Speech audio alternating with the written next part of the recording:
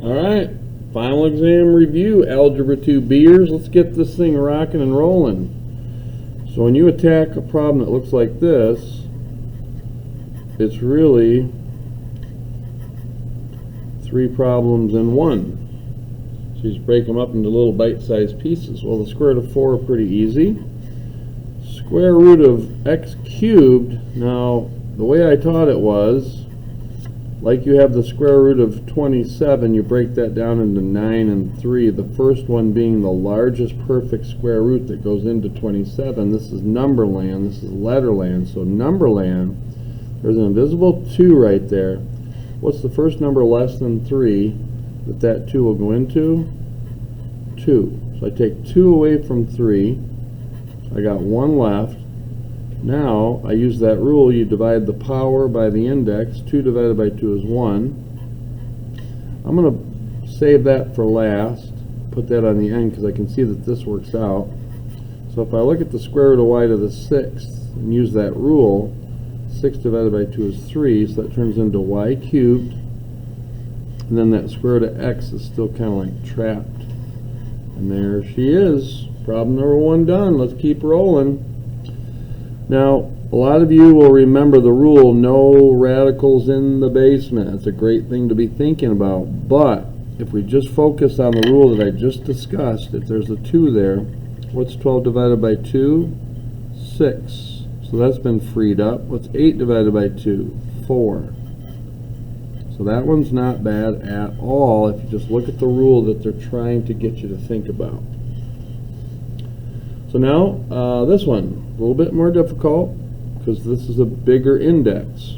But this number 32, I'm going to break it up into bite-sized pieces. The 5th root of 32, the 5th root of r to the 10, we like that because 10 is divisible by 5, and the 5th root of s to the 14. That's going to be a little bit more work. Well, because this number is so big, and this is an even number, we're going to take a stab at this being a perfect 5th root. So 2 times 2 times 2 times 2, let's take a look. 2 times 2 is 4, times 2 is 8, times 2 is 16, times another 2 is 32. So this thing's answer is just 2. This guy, 10 divided by 5 is 2, so it's r to the 10th, excuse me. R squared. And then this is not divisible by this. So what's the first number less than 14 that 5 goes into? That'd be 10. So we're going to break off the 5th root of s, that's an s, looks a lot like my 5, sorry about that, to the 10th times the 5th root, whatever's left, s to the 4th. Now 10 divided by 5 is 2, so I get s squared, and then this thing's going nowhere, times the 5th root of s to the 4th. Keep going. Okay, so this one has multiple methods. Now the rule I like to use when I approach these is this rule. If you square a square root, the roots fly off. This is not the only way to do it, but I think this is, in my opinion, the easiest way. So I look at this and I say, okay, I'm going to break that up. Remember, this is oil, water, oil. Whoopsie. So I could multiply this by this and get the square root of a very large number and then break that down. I'm going to choose to do it a little differently. There's some oil, there's some water, and I'm going to break this oil down into the square root of 9 and the square root of 5. I'm only focusing on this being multiplied. Notice, if you square a square root, the roots fly off. So that turns into 5. 5 times 2 is 10. So I get 10 times the square root of 9, but take a good hard look at the square root of 9. That's just 3. So that's 10 times 3, which is 30. But once again, I could multiply that 5 times that square root of 45, and I could get the square root of 225 and then break that down, but I've chosen not to do that. Now I'm going to use the same technique for this, using this rule. So I'm looking for a pair of square root of 5s. So I'm going to take that square root of 5, and I'm going to take this square root of 125, I'm going to break it down. I know 5 goes into that, and I want a pair of 5s. And 5 goes into that 25 times. And look how nice that just works out. They don't all work out that nice, but I could see some some benefits from doing it this way. If you square square root, the roots fly off, so that's 5. The square root of 25 is 5. 5 times 5 is 25, and there's a minus, so that's minus 25, which is 5. So that'd be my final answer. Now, how would someone else do it? Well, 5 times 125 is the square root of 625, and that just happens to be a perfect square root, 25. You might say, well, that was easier. Well, as these numbers get bigger, sometimes they are, sometimes they're not. So just showing you multiple methods there. This is just a problem that's asking you to FOIL, but if you've been listening real good, these are conjugates, so you can take a shortcut and FOIL. But on an exam, if you're not sure, go ahead and FOIL. But let's go ahead and FOIL and show why FOIL works. Square root of 10 times the square root of 10. Square root, the roots fly off. Thank you very much, rule. When we go outside, we get negative. This is oil, this is water, so it's x square root of 10. Inside, we get positive x square root of 10. And then positive x times negative x is negative x squared. Now notice these are the same and opposite, so they disappear. That's why we could take the shortcut. Our final answer is 10 minus x squared. Done. Number 6, simplified to find an equivalent. I think it's supposed to say expression.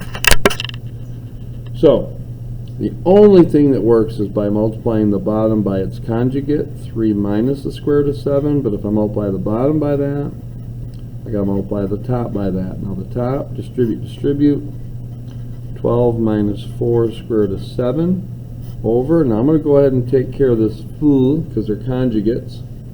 3 times 3 is 9. Minus, because a positive times a negative is negative, and then the roots fly off. 9 minus 7 is 2. Now notice 2 goes into both of these, so 12 divided by 2 is 6. 4 divided by 2 is 2. So you're expected to continue reducing if you can, and that one we could. Okay, we're going to get into some graphing now. It says graph the function. I think there's a misprint here. I think it's supposed to say f of x equals 2 plus the square root of 2x. Make sure to mark 3 points with integer coefficients. Interesting. Okay.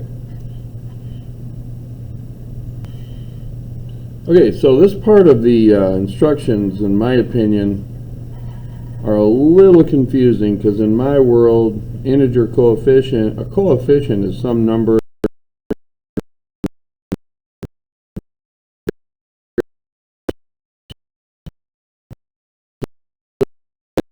careful there. So here's what you guys are supposed to be thinking. Y equals the square root of x is one of your parent functions. And if you recall, there are no negatives. So negatives, no, because you can't have the square root of a negative. So we'd start with 0, possibly. And then we know the square root of 1 is 1, so we'll grab that. The square root of 4 is 2, so we grab that. And the square root of 9 is 3. So here's our easy ones. 0, the square root of 1 is 1, square root of 4 is 2, square root of 9 is 3. Now, we have 4 points here, but this is our parent function, just to kind of get the ball rolling. So 0, 0, 1, 1, 4, 2, 9, 3, and there's our parent function. Now, generally speaking, if we thought of this properly, it'd be the square root of 2x plus 2. This is going to have a vertical stretch sort of effect on this. So if we and then this is going to go up 2. So what they really want us to do is take a look at this, y equals, or f of x I should say, this, and then create 3 points we know is going to be locked in. So 0, and then I'm going to pick something that creates a 4 here to make my life nice and neat. And so that's going to be, I'm going to let x be 2 because 2 times 2 is 4. Square root of 4 is 2. 2 plus 2 is 4. And I didn't do that to the other one, but the square root of 0 is 0. 0 plus 2 is 2. And then I'm going to try Another number that would work really easy if this was 16, that'd work out really nice. So I'm going to let x be 8 in this case. So 8 times 2 is 16. The square root of 16 is 4. 4 plus 2 is 6. So there's my 3 points. And this whole integer coefficients, I just don't like that word coefficient. They're just saying integers. So 0, 2 would be right here. 2, 4 would be right here. And 8, 6 would be right here. And you can see it's been shifted up 2. And it's going up a little bit faster. There's a vertical stretch going on there. They didn't ask you for that, but just in case they do, you get the verbiage. So this says what transformations happen to the parent function, boom, boom, boom. Now, you don't need to know what this looks like, but why not? Let's talk about it. The cubic root of x, in this case, you could definitely have negatives in your domain. So if I said let x be negative 1, the cubic root of negative 1 is negative 1. If I said let x be negative 8, the cubic root of negative 8 is negative 2. So you can kind of see this thing going on here, negative 8, and it would be over here, and then negative 2 would be down a little bit further. And if you recall, it's going to look like this. So there's the parent function, but you didn't really need to know that. But you could also type that in your graphing calculator and just figure it out. But what happens here? Well, I'm going to rearrange this because my brain just functions better if it's in the proper order. So one step at a time, that's my A. There's an invisible B right there, but if it's a 1, there's no change. There's my C, and there's my D. So this is a vertical stretch, factor of 2. Remember, this is plus 6, so that is going to be left 6. And that's down 4. That's just the way it works with those transformations. All right, let me turn the page. Okay, now these problems are supposed to be easy, but they're abstract. There's nothing to find. You just follow the instructions. So remember, I showed a little video. If you were here that day, Phil Collins singing the song Inside Out. So we got to do the inside first. So whatever this is, we need to do it. Now, in this case, f of x is this. So this problem, step 1, turns into, we're going to replace f of x with what it equals, and that's 4 plus x. And now we're going to stick this into g's function wherever x shows up. So we've got to put that right there. So all this turns into is the square root of 2. We take the x out, we replace it with this, 4 plus x, and then I'm sure they're probably going to require us or want us to multiply that through. And then there's that square root. That'll finish that one. Alright, number 10, a little bit more challenging.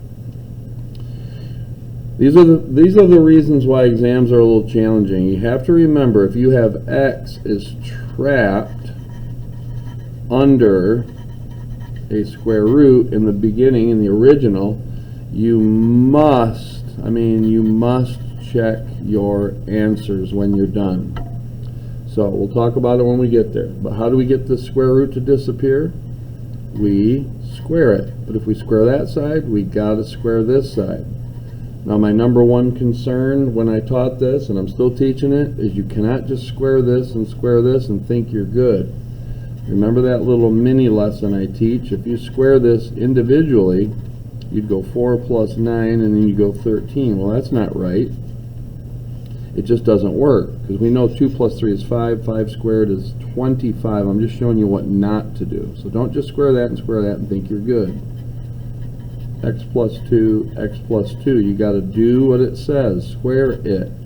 So now it's a FOIL situation. X times x is x squared plus 2x plus 2x plus 4.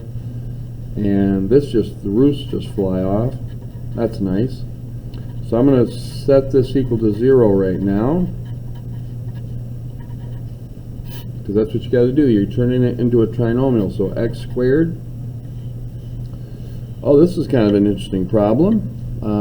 But we got 2x plus 2x is 4x, minus 4x is 0, minus 1 is 0. Now there's two ways to attack this. One student might say, hey, that's a difference of two squares, and they go x minus 1, x plus 1, and then they go x is 1 or negative 1. 1 from here, negative 1 from here. Another student might look at this and say, I'm going to add 1 to both sides, which is fine, but then they have to remember the old bada boom, bada bing, do the right thing to get both possible answers. Notice I said possible answers because you have to check. Well, let's stick the 1 in and make sure we don't have the square root of negatives. 4 times 1 is 4, plus 5 is 9, the square root of 9 is 3. 3 is equal to 1 plus 2, so that's a winner, winner, chicken dinner. Put a negative 1 in. Negative 1 times 4 is negative 4, plus 5 is 1, square root of 1 is 1, negative 1 plus 2 is 1. So both of these work. If they didn't, they'd be called extraneous, and you throw it out. Okay, this problem's a lot like that one, but some of you are going to like this one more because it's got a number in there, and you're actually finding things, not the representation of things. So let's just tackle this. Remember the rule, inside out. So what that means is we have to let x equal 5 and put it into the equation defined by k. It's a tongue twister, but that's what you're really doing. So I'm going to focus right here, because that's what this is telling you to do. Focus right here and put a 5 in there. So 4 times 5 is 20, minus 14 is 6. So this problem turns into h of 6, because the orange stuff turned into a 6, so I replaced it. Now this is telling you to put the 6 into h wherever x shows up. Well, here's the spot. So it's going to be the square root of 6 plus 3. Look what they did. They made it a perfect square root. So my final answer is 3. All right, we can put a big check mark in chapter 5 of the box.